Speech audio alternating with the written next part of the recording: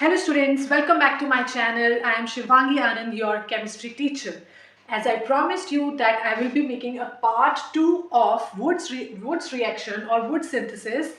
Now in this part, I will be telling you that why tertiary halides cannot undergo Wood synthesis. Now without much delay, let's dive into our today's video. तो students would synthesis सबसे पहले मैं आपको short में फिर से समझा देती हूँ कि वुड सिंथेसिस क्या होता है. Would synthesis is the reaction of alkyl halide. Two molecules of alkyl halide, they react with sodium in the presence of dry ether. When we heat the entire mixture, our alkanes are formed, higher alkanes are formed. जितने भी हमने carbon atom लिए होंगे उसके double carbon atom हमारे पास alkane में produce हो जाएंगे वुड सिंथेसिस में, और सोडियम हैलाइड हमारा बाय प्रोडक्ट निकल जाएगा. तो स्टूडेंट्स मैं आपको इसका मैकेनिज्म समझाती हूँ. वुड्स रिएक्शन का बहुत इजी है, बहुत ज़्यादा इजी है. 4 स्टेप्स का मैकेनिज्म है. सबसे पहले तो देखो, आपको जनरल रिएक्शन हमेशा याद रखनी होगी वुड्स रिएक्शन की. अब जनरल रिएक्शन आपको पता है तो आपको स्टेप्स भी ऑटोमेटिकली वहीं से जनरेट हो जाएंगे. अब देखो, वुड्स रिएक्शन में हमने क्या लिया है, सोडियम लिया है और हमने सोडियम को हीट किया है. तो पहला स्टेप यही है. सोडियम को जब हम हीट करेंगे तो उसको उसकी आयनाइजेशन एंथैल्पी मिलेगी. जब उसको हीट मिलेगी, आयनाइजेशन एंथैल्पी मिलेगी, तो वो क्या करेगा, अपना आउटर का इलेक्ट्रॉन जो है 11th इलेक्ट्रॉन जो वैलेंस ऑर्बिटल में पड़ा है वो उसको रिलीज कर देगा. ओके, अब सोडियम एक इलेक्ट्रॉन डोनेट कर देगा. ये इस रिएक्शन का फर्स्ट स्टेप है. ओके, अब सेकंड स्टेप है. देखो स्टूडेंट्स, आपको पता होगा कि अल्काइल हैलाइड में कार्बन और हेलोजन बॉन्ड होता है. कार्बन और हेलोजन कोई सा भी हो.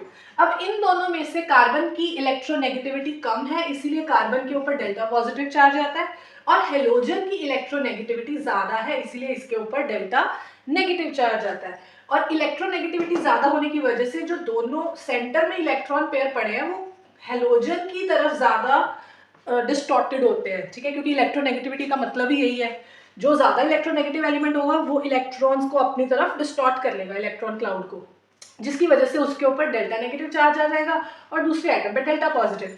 अब यही थ्योरी और पूरे स्टूडेंट्स ऑर्गेनिक रिएक्शन में ये कॉन्सेप्ट आपने कभी नहीं भूलना. हमेशा जो भी रिएक्शन हो रही होगी ना उसमें हेट्रोएटम मतलब कार्बन हाइड्रोजन को छोड़ के बाकी सारे एटम्स हेट्रोएटम्स ही कहलाए जाते हैं ऑर्गेनिक रिएक्शन में. तो आपने ये देख लेना है कि हेट्रोएटम और कार्बन का बॉन्ड किस तरह का है. हेट्रोएटम ज्यादा इलेक्ट्रोनेगेटिव है, यही हमारा स्पॉट ऑफ रिएक्शन होगा. स्पॉट ऑफ रिएक्शन, ठीक है, अटैक जो है यहीं पे होगा. अब क्योंकि इस यहाँ पे पोलैरिटी डेवलप हो चुकी है, फर्स्ट स्टेप में इलेक्ट्रॉन रिलीज हुआ था, तो इलेक्ट्रॉन के ऊपर नेगेटिव चार्ज है, तो नेगेटिव चार्ज तो पॉजिटिव चार्ज की तरफ अट्रैक्ट होगा ही ना, तो वो उसकी तरफ जाएगा. जैसे ही इसकी तरफ जाएगा तो हेलोजन क्या करेगा, वो कहेगा भाई तेरे को तो ये इलेक्ट्रॉन मिल ही रहा है, तो मैं अपना इलेक्ट्रॉन जो मैंने डिस्टॉर्ट किया होगा वो मैं क्यों ना पूरा ही तेरे से ले लूं कार्बन से, तो वो पूरा इलेक्ट्रॉन उससे छीन लेगा.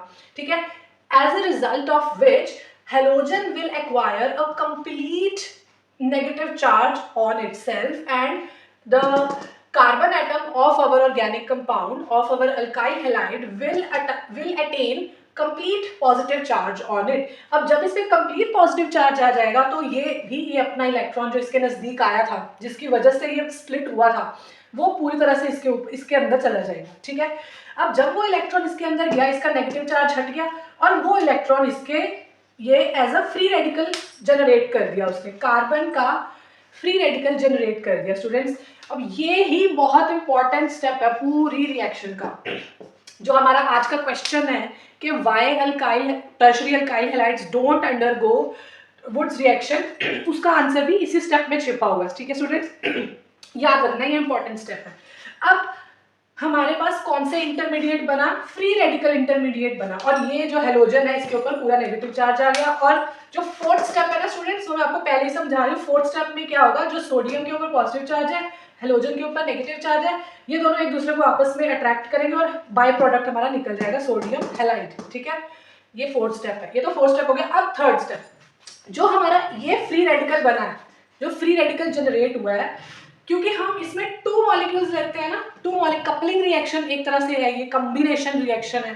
तो इसके जो सेकंड हमारा रेडिकल होगा, ये दोनों आपस में कहेंगे कि भैया मेरे पास भी एक इलेक्ट्रॉन पड़ा है, मैं फ्री रेडिकल हूँ, तू भी फ्री रेडिकल है, तो हम आपस में कंबाइन करके क्यों ना एक बॉन्ड बना लें, ठीक है।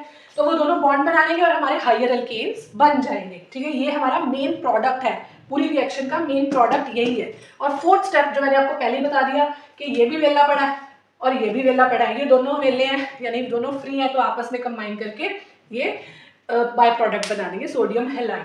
अब स्टूडेंट्स ये दोनों ही स्टेप बस मेन है, ये दोनों ही मेन स्टेप है, ठीक है। अब आपको मैकेनिज्म तो पता चल गया वुड्स रिएक्शन का। अब आते हैं हम अपने मेन क्वेश्चन पे। देखो स्टूडेंट्स, आप इसको पॉज करके इसकी पिक्चर भी क्लिक कर सकते हो, क्योंकि ये ही पूरा मैकेनिज्म है वुड्स सिंथेसिस का। अगर आपको क्वेश्चन आता है ना कि बोर्ड में कि write down the mechanism of Wurtz reaction, तो आप सिंपल जनरल रिएक्शन लिख के एक बार उसके बाद ये मैकेनिज्म के 4 स्टेप कर सकते हो। मैंने 4 स्टेप आपको समझाने के लिए किए हैं, बेसिक यही 2 स्टेप इंपॉर्टेंट है, ठीक है। तो पहले में क्या होगा, मैं शॉर्ट में दोबारा समझा देती हूँ। पहले क्या होगा, सोडियम को क्योंकि हमने हीट किया तो इलेक्ट्रॉन उसने रिलीज किया, पॉजिटिव चार्ज जनरेट हो गया सोडियम के ऊपर। अब ये जो इलेक्ट्रॉन इसने जनरेट किया है, इलेक्ट्रॉन नेगेटिव चार्ज होता है और ये पॉजिटिव चार्ज की तरफ अट्रैक्ट होगा कार्बन के ऊपर, जिसकी वजह से जो हेलोजन है वो अपने इलेक्ट्रॉन्स पूरे इससे छीन लेगा, तो हमारे पास हैलाइड आयन बन गया। फोर्थ स्टेप में हैलाइड आयन और हमारा जो फर्स्ट स्टेप का सोडियम आयन है, ये दोनों आपस में मिलके बाय प्रोडक्ट बना लेंगे। थर्ड स्टेप में क्या होगा, ये जो फ्री रेडिकल बना है इलेक्ट्रॉन एक्सेप्ट करने की वजह से, 2 फ्री रेडिकल के मॉलिक्यूल कंबाइन करके आपस में बॉन्ड बना लेंगे और हमारे हायर एल्केन्स बन जाएंगे। इसी वजह से हमारे पास जितने कार्बन एटम हम लेते हैं उसके डबल हमारे पास कार्बन एटम प्रोड्यूस होते हैं प्रोडक्ट में, ठीक है। अब ये मेन स्टेप है, याद रखना। देखो now I am erasing this and I am taking the pending question. क्योंकि फ्री रेडिकल्स जनरेट होते हैं हमारे इसके रिएक्शन के इंटरमीडिएट में, ये आपने याद रखना है। फ्री रेडिकल इंटरमीडिएट, आपको 1 मार्क का क्वेश्चन ये भी पूछा जा सकता है कि name the type of intermediate that is produced in Wurtz reaction, तो आपका आंसर होगा फ्री रेडिकल। बस 1 वर्ड आंसर है, फ्री रेडिकल, ठीक है। एमसीक्यूज में भी आ सकता है, आपको किसी तरह से भी आ सकता है, ठीक है। आईआईटी में भी, कॉम्पिटिटिव एग्जाम्स में भी आ सकता है। Now coming back to the reasoning question of today. देखो स्टूडेंट्स, क्वेश्चन ये था कि टर्शियरी हैलाइड्स जो हैं वो वुड्स रिएक्शन अंडरगो नहीं करते। अब देखो, जो इंपॉर्टेंट स्टेप था हमारा इंटरमीडिएट बनाने वाला, अगर मान लो हमारे पास टर्शियरी हैलाइड, जो सबसे इजी वाला हम ले लेते हैं, ये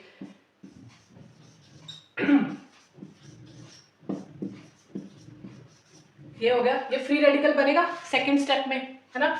अब मान लो इसके 2 मॉलिक्यूल्स हैं, ठीक है, CH2H।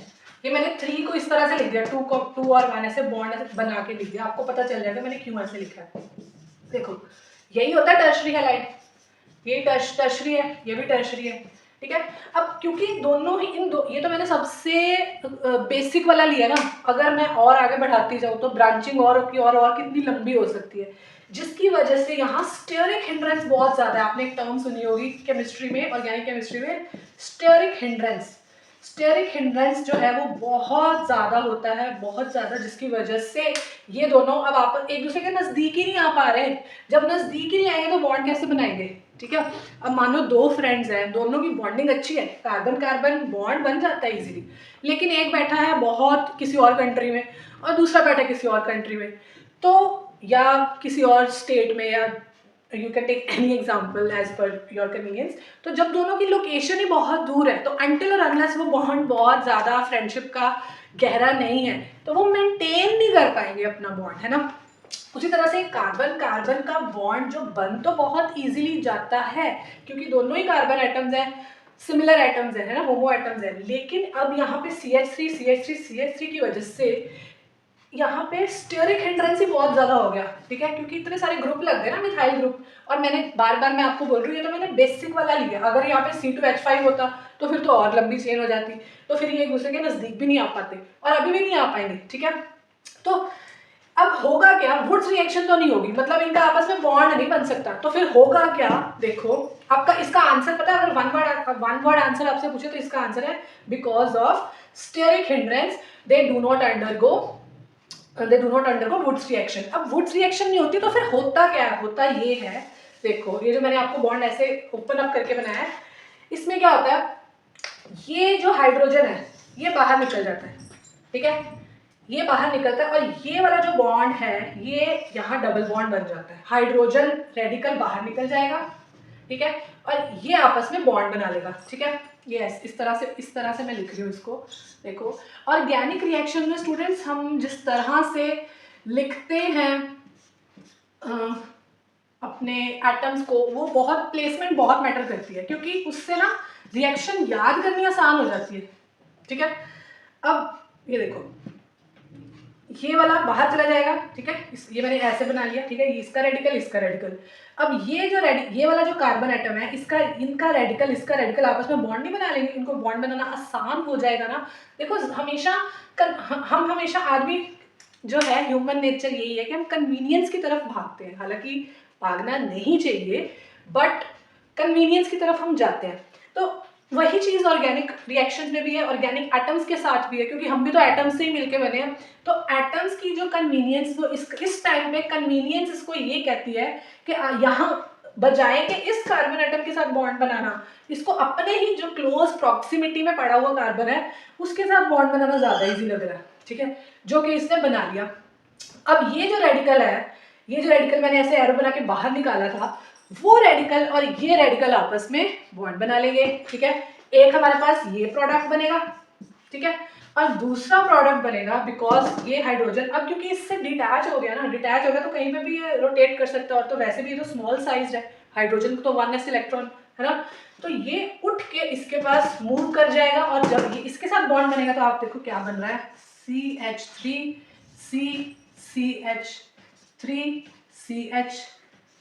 ये हाइड्रोजन यहाँ ऐसे CH, ये हमारा सेकेंड प्रोडक्ट बन रहा है, ठीक है, ये बन गया। अब हमारे पास क्या प्रोडक्ट बना है, देखो ये है हमारा, इसको हम क्या कहेंगे, ये है this is our 2 methyl propene, और ये तो हमारा है 1 2 3 2 मिथाइल प्रोपेन, ठीक है। अब इसमें हुआ क्या है, देखो इसकी रिडक्शन हुई है क्योंकि हाइड्रोजन गेन किया है, ये हुई रिडक्शन और इसकी हुई है ऑक्सीडेशन, डबल बॉन्ड बन गया ना, इसकी हुई है क्योंकि इसमें से हाइड्रोजन रिलीज हुआ है ना, इसकी हुई है ऑक्सीडेशन, ठीक है। इसीलिए इसको हम कहते हैं डिस्प्रोपोर्शनेशन भी रिएक्शन कहते हैं, डिस्प्रोपोर्शनेशन रिएक्शन,